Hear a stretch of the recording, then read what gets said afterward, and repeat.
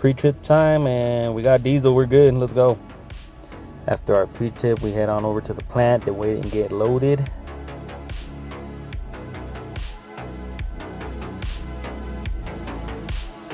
And then here we are getting loaded. I gotta get my ticket.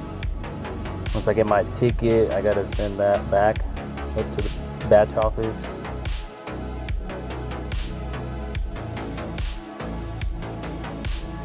Once we're loaded, you gotta wash down the concrete. There's the concrete right there. Then we fill up our side tank again with water. And then here we are at the job, pouring into the pump. That's the day in the life of a concrete mixer operator, and that's it.